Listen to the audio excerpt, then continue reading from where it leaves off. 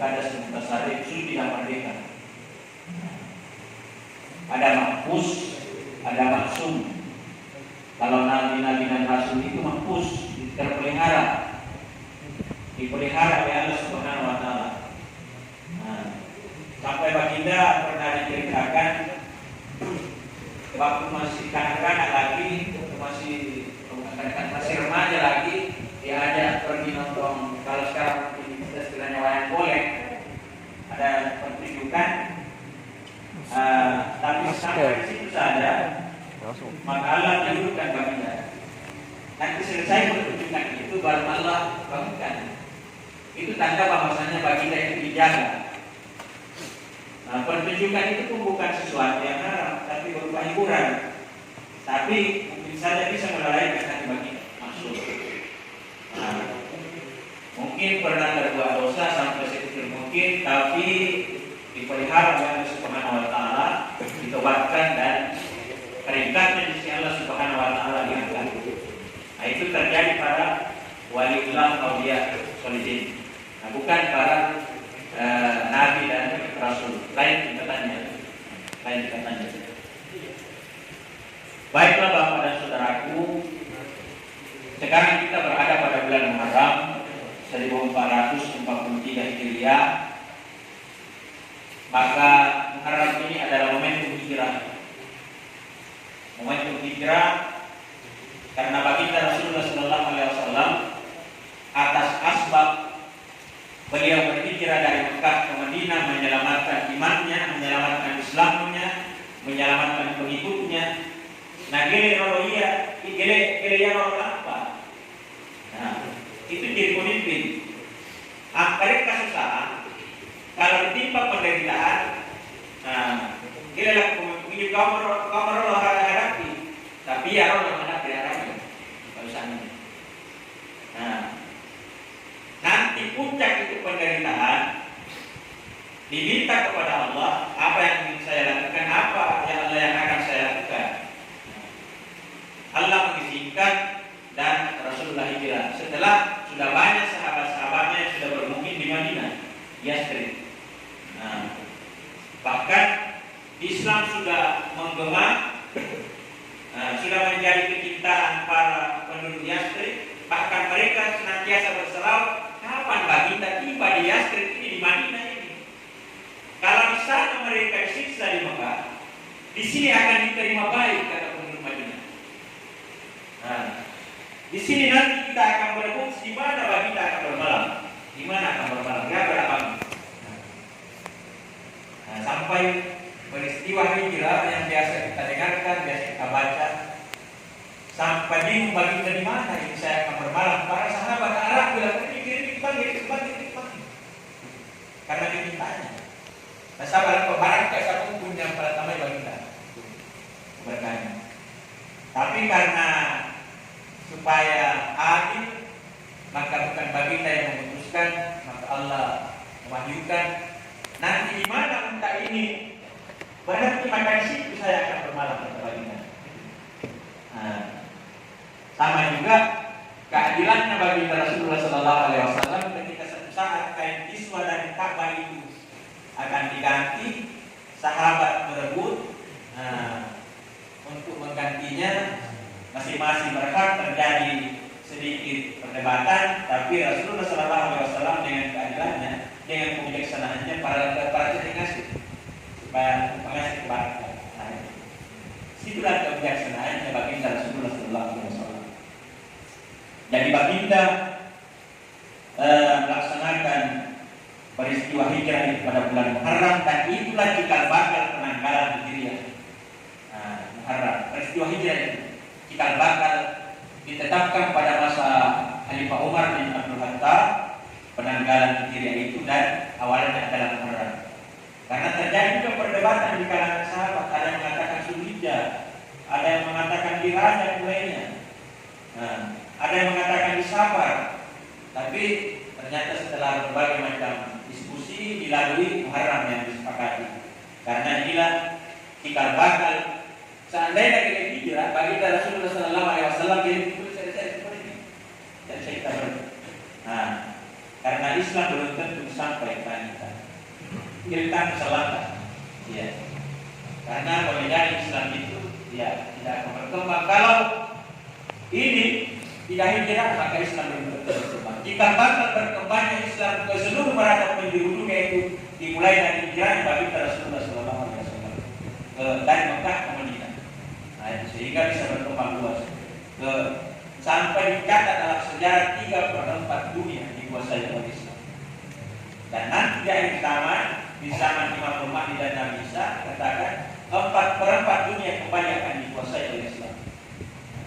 Dulu 3/4, sekarang 4/4 dunia akan dikembalikan, dikuasai oleh orang soleh, orang beriman, orang bertakwa.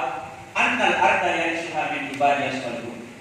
Sesungguhnya bumi ini akan diwariskan oleh Allah kepada orang-orang yang soleh. Orang soleh di sini kata para ahli tafsir adalah orang bertakwa. Pemimpin yang bertakwa nanti yang akan mewarisi bumi ini dan akan memimpin bumi ini dengan keadilan dan kebijaksanaan. Kemudian ada beberapa momentum juga dalam bulan Agustus ini termasuk kemerdekaan. Ya. Bagaimana kita memahami kemerdekaan ini yang sudah 76 tahun agar kita bisa merdeka dari segala macam penjajahan lahiriah dan batinnya. Bukan saja kita sudah terlepas dari penjajahan lahiriah seperti Belanda, Jepang dan sebagainya, tapi yang perlu kita maknai sebagai anak bangsa yang ingin menjadi lebih baik dari hari ke hari adalah bagaimana kita terlepas daripada penjajahan nafsu kata saya. Bagaimana kita bisa lepas dari kemiskinan batiniah. Bagaimana kita bisa lepas dari segala penyakit-penyakit hati, dendam, ujub, riya, takabur, rasa dengki, gila dunia, gila pangkat, gila kekuasaan dan lain sebagainya. Apa yang tidak baik dalam diri kita itu kita akan merdekakan. Itulah cara kita memaknai kemerdekaan ini. Kemudian selanjutnya adalah sebelum kita memasuki yang saya akan bawakan tadi, ini adalah masih prolog lagi. Kita akan bawakan syarat-syarat taubat, syarat-syarat taubat. Tapi masih saya kasih prolog lagi sedikit lagi. Mungkin pernah kita dengar, apa kita ulang. Kalau bulan Masehi semua kita sudah hafal. Januari, Februari, di luar ini saja. Kalau kita tanya, Februari, Maret, April, Mei, Juni, Juli, Agustus, September, dan seterusnya. Tapi kalau bulan Hijriah, mereka mau lahir dari ini waktu bulan Maret. Ya, alhamdulillah, pada yang lahir. Nah, maksud saya, kadang kita lebih hafal ini bulan Masehi dibanding bulan kita sendiri. Nah, makanya ada cara menghafal yang diajarkan. Ya, saya juga dapat ini dari Mas Saifulin, dari salah satu ceramahnya di share di grup Korsam. Nama-nama bulan Hijriah. Jadi cara menghafalnya gampang. Kita bagi 6, kan 12 bulan kita bagi 6. Jadi ada sebuah keluarga kecil 6 orang. Yang pertama nama bapaknya atau suaminya Muso. Nama bapaknya atau suaminya Muso. Kemudian nama istrinya atau ibunya itu adalah Roro. Yang kedua Roro. Yang ketiga nama asisten rumah tangganya atau pembantunya yaitu Juju. Jadi Muso, Roro, yang ketiga Juju. Yang keempat nama anak pertamanya yaitu Rosya. Kemudian yang kelima anak keduanya Rosyal. Ya, Rosyal, kemudian Rosyal. Kemudian ada yang masih kecil lagi cucunya, itu namanya anak itu adalah Zulzul. Cukupnya 6. Bagaimana caranya kita bisa tahu bahwasanya bulan Hijriah itu 12? Ya, sekarang kita akan kembangkan ini dari suami dulu. Muso itu adalah singkatan dari Muharram dan Sofar. Itu cara menghafal. Muso, Muharram dan Sofar. Ya, itu bulan 1 dan bulan 2. Ya.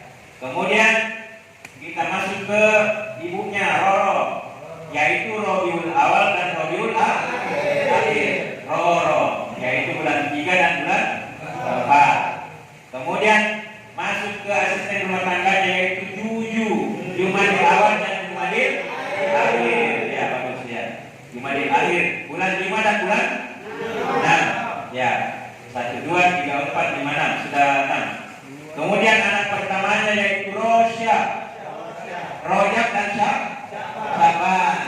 Ya, bulan 7 dan bulan 8. Ya.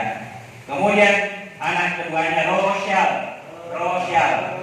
yaitu Ramadan dan Syawal. Ya, singkatan dari Ramadan dan Syawal, Rosyal.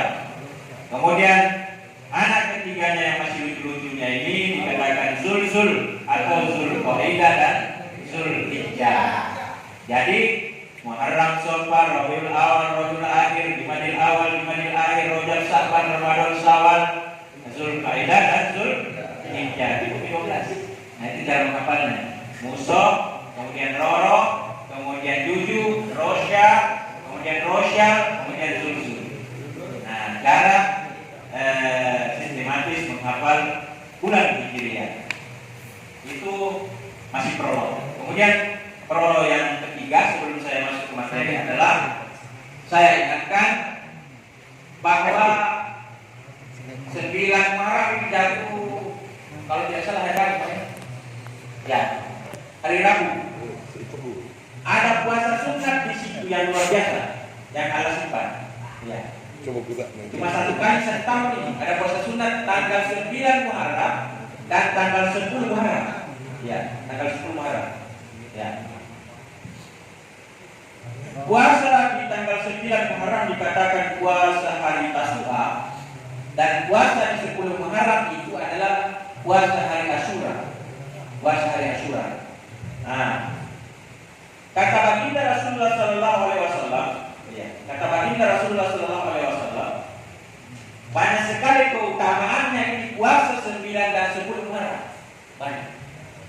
Termasuk keutamaannya puasa di 9 dan 10 Muharram itu adalah akan dihapuskan dosa-dosa setahun yang silam.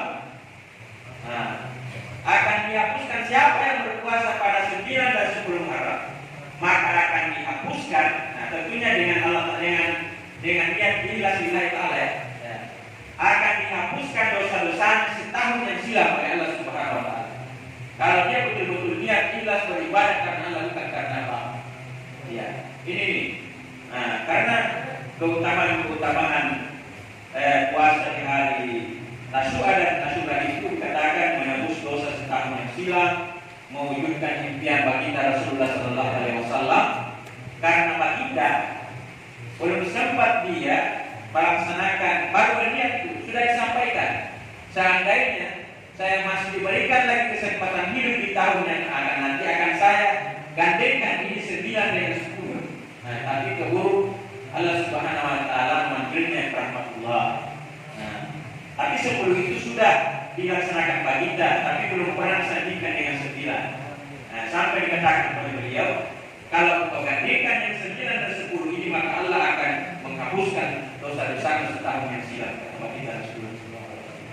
Nah, jadi itulah keutamaannya. Kemudian keutamaannya puasa di hari Tasyura dan Asyura itu, maka dia tingkatannya kelahirannya setelah puasa Ramadan di tingkat pertama, maka di tingkat kedua dan kedua itu tadi level satunya Ramadan. Puasa sunnahnya itu, jadi puasa sunnah setelah puasa wajib yang paling utama ini adalah Tasyura dengan Asyura. Kata baginda Rasulullah sallallahu alaihi wasallam. Dekat nih. Nah, kalau mau berbicara lagi, luar biasanya. Nah, makanya ini juga adalah merupakan berbagi berkah dengan umat Nabi Musa. Karena orang-orang Yahudi itu juga dia berpuasa pada 10 Muharram ternyata. Pada 10 Muharram untuk menghormati Nabi Musa. Karena Nabi Musa diselamatkan oleh Allah Subhanahu wa taala dari kejaran Fir'aun pada tanggal 10 Muharram. Diselamatkan di Laut Merah, dipukulkan tongkatnya, terbelah Laut Merah, terbelah kembali maka tenggelamlah. Jadi pukulan pertama dari daratan semua lewat semua dengan bala tentaranya. Tengah-tengah Firaun laut merah maka dipukulkan kembali menjadi laut kembali maka tenggelamlah Firaun. Itu adalah mukjizat Nabi Musa alaihissalam. Ya. Jadi bulan Muharram ini luar biasa Bapak dan Saudaraku. Seyogyanya kita memperbanyak amalan di bulan ini karena banyak sekali kemenangan-kemenangan Islam itu berlaku di bulan Muharram. Ya. Seperti yang banyak tercatat dalam sejarah. Ya. Di saat karena dia telah melanggar memakan buah uldi bersama Hawa maka tobatnya diterima di bulan Muharram. Nabi Yunus juga dikeluarkan dari perut ikan Nun itu di bulan Muharram. Setelah 40 hari 40 malam dia bertahan terus di dalam di perut ikan Nun itu, maka setelah 40 hari 40 malam Allah ilhamkan kepada ikan paus itu untuk mengeluarkan Nabi Yunus karena dia menyesal bahwasanya dia sudah meninggalkan kaumnya.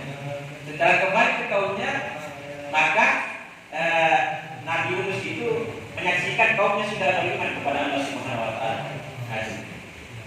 Baiklah, kita akan memasuki materi pada pagi hari ini, yaitu syarat-syarat tobat. Jadi syarat-syarat tobat. Ya. Jadi tobat itu ternyata juga ada syaratnya. Tobat itu tidak bisa kita misalkan saja bahwa saya mau tobat. Nah, semua orang bisa kalau hanya di sini saja. Kalau di lisan saja. Karena itu tobat. Jadi dalam pengamalannya kita tidak bertobat, kita tidak menjadi orang yang bertobat. Tidak ada buktinya bahwasanya kita orang yang bertobat. Jadi kita perlu bukti, manusia perlu lihat, Allah perlu saksikan. Ya, bagaimana pertobatan kita.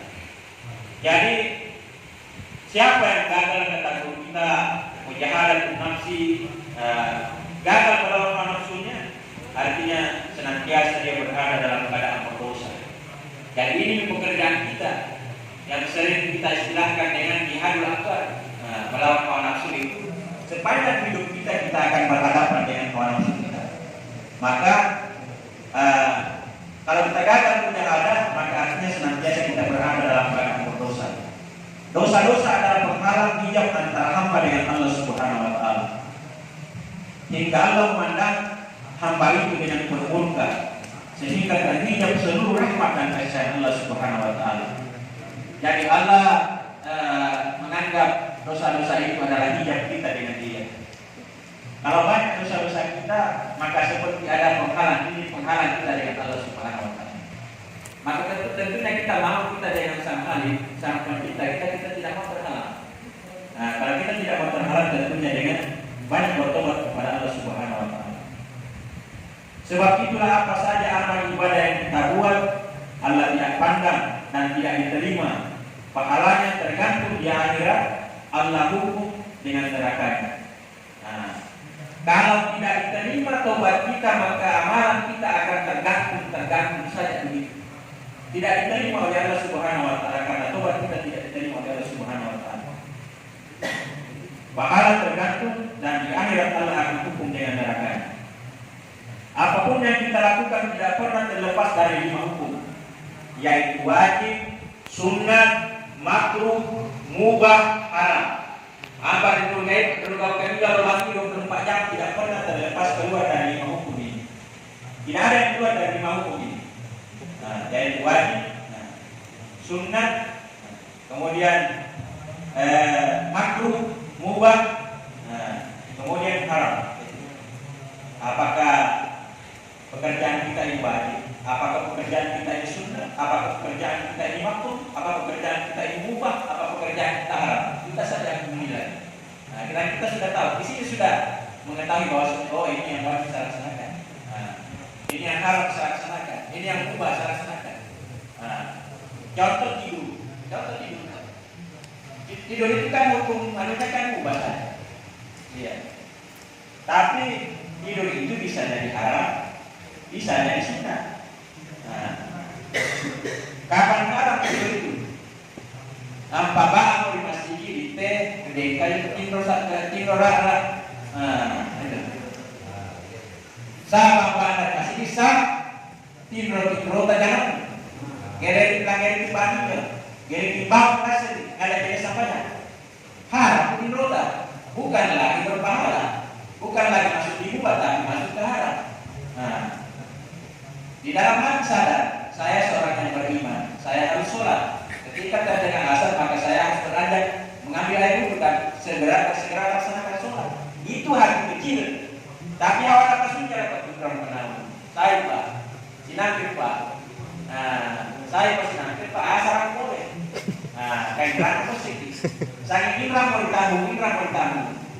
Nah, pagi juga dalam balasan Kirino karena Allah Subhanahu Wa Taala. Nah, tarawih dengan dua kali pokoknya karena Allah Subhanahu Wa Taala. Tidak apa? Tidak apa? Ampal balas dosa-dosa tapi ilmu tanah sejak berdiri dalam balasan kerja harapan. Tapi yang berhukum ini, nangira dosa, maka kita akan rugi, Bapak dan Saudara. Rugi besar kita.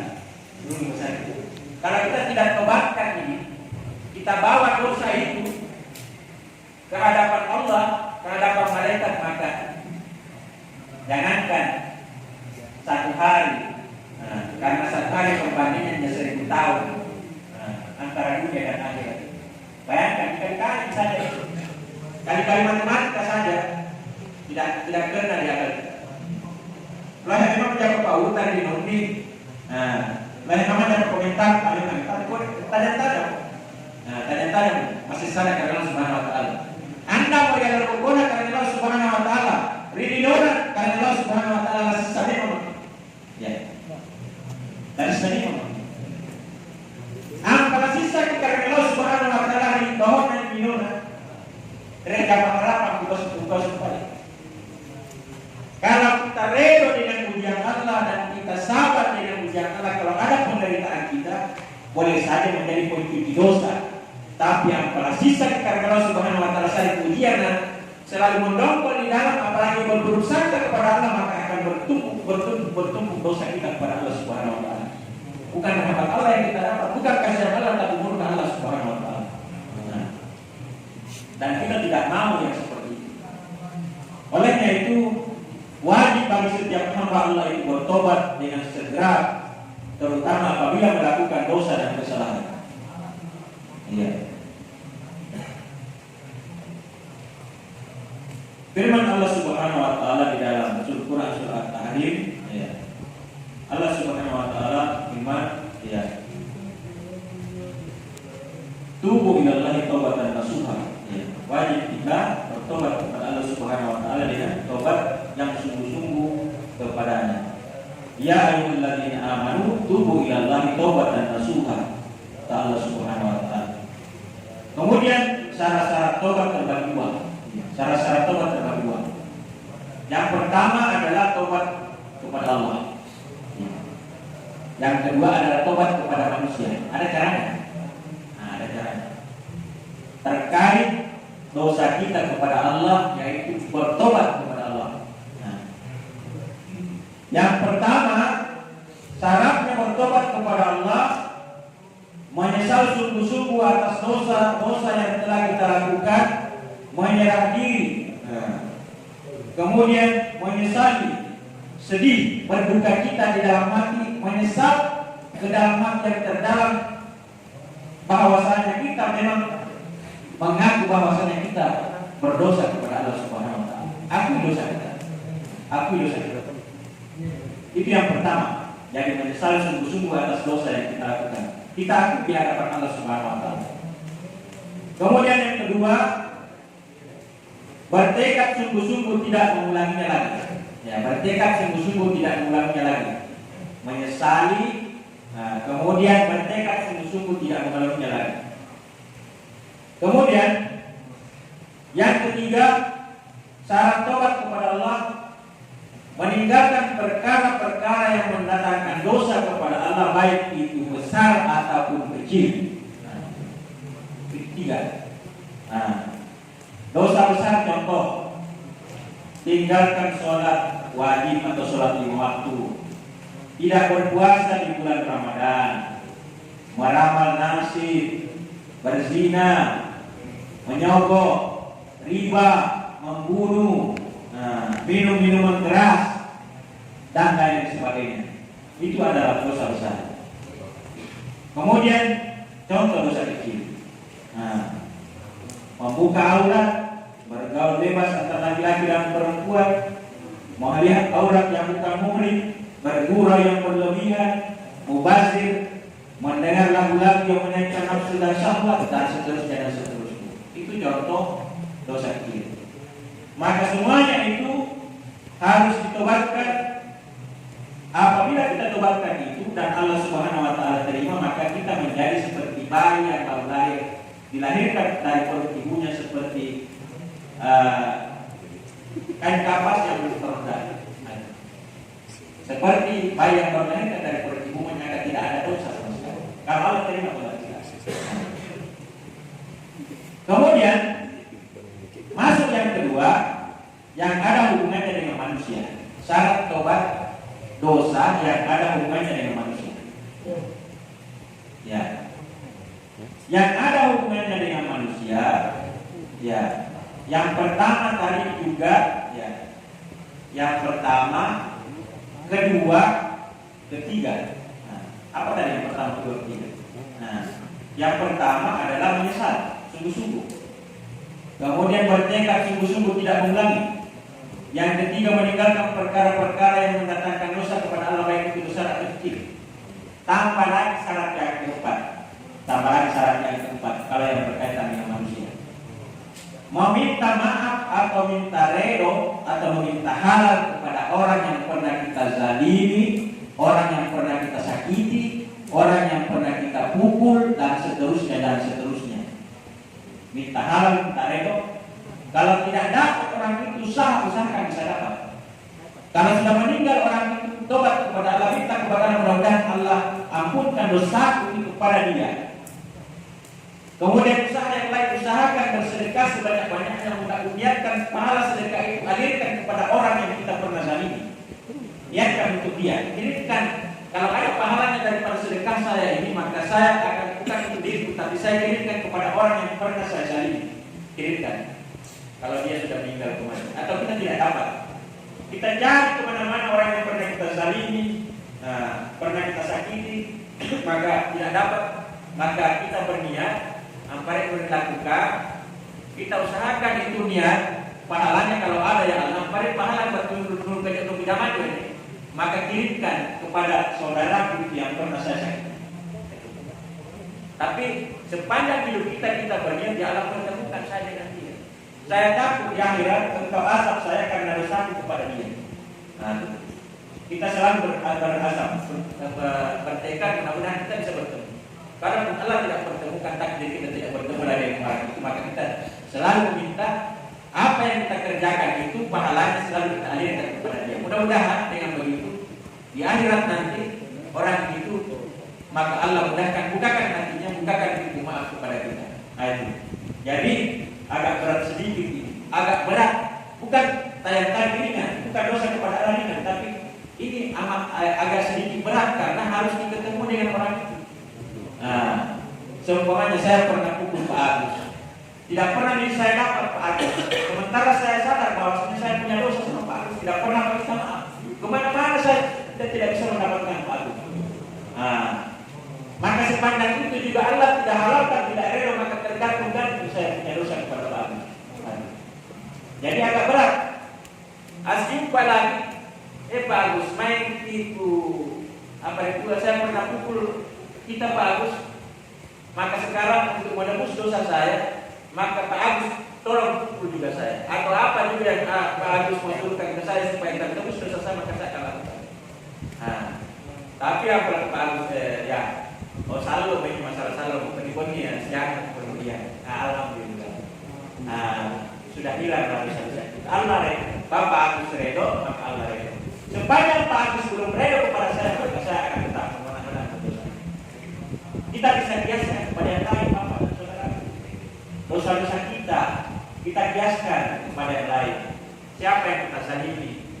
Orang tua kita, anak gadis orang, dan seterusnya, siapa saja.